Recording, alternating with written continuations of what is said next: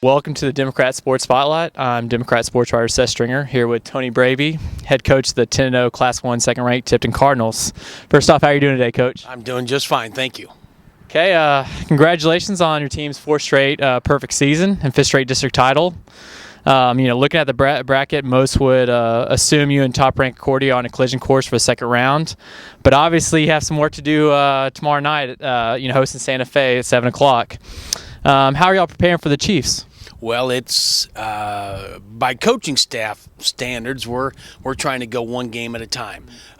Coach Ferking at Santa Fe's done a tremendous job. They were just last year 2-8, so they've turned around. They're 8-2 coming in, so they're kind of on a roll. They've lost to Wellington, Napoleon, a good program, and lost to Concordia as well. So they've got some quality wins as well in their conference, and so they're gonna come in all fired up.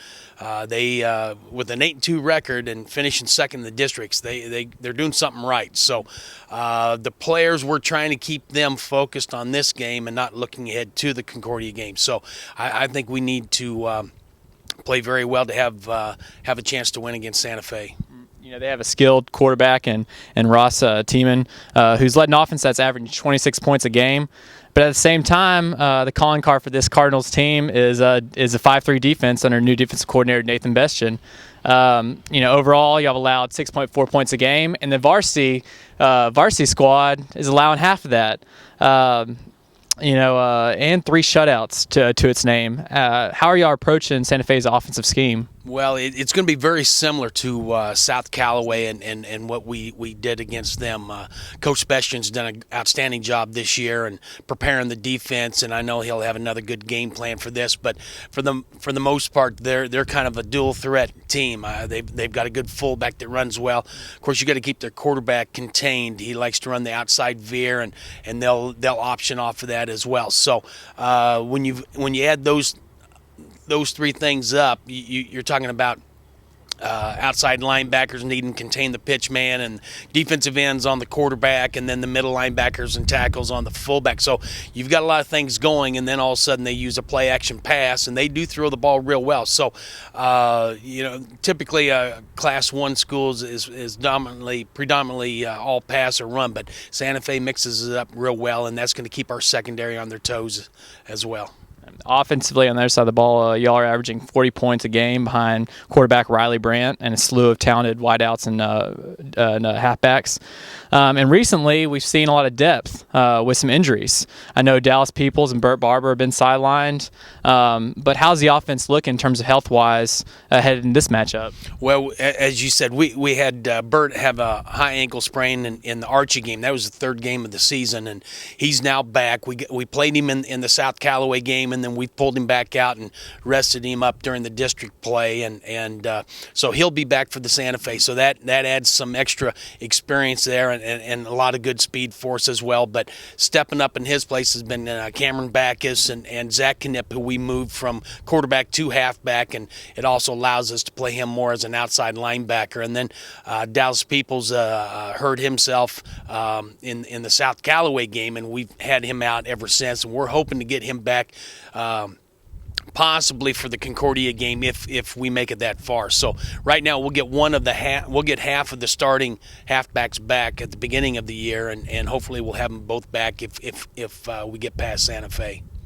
Last year, Mark Sprinkley went out week 1. A lot of people didn't give y'all a chance in the playoffs, but y'all made it to the semifinals 3 straight years.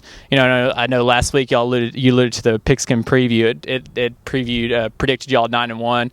You obviously all finished 10-0. You really can't take this team lightly. Y'all have so much experience in the playoffs, and I'm guessing you're only taking it one game at a time, but this team has its eyes set on the ultimate goal. Well, I think so. A lot of people, we did lose some awful good seniors, and I thought that at one time, looking into the future from last year was the fact that we had a lot of kids that were playing backups to the varsity and had a great undefeated JV season as well. So I knew we had some talent coming up.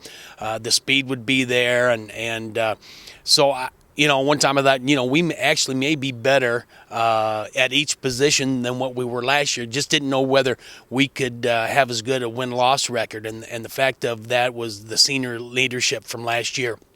And it's taken a while, but we've gotten a few seniors that are stepping up and being a little more vocal and doing it out on the field. And Cameron Back is really one of those that has stepped up and has had a tremendous year. And everything from kicking field goals to playing offense, defense, punt return, kickoff return. He's a handful, and he's been someone that we've looked up to for the leadership this year.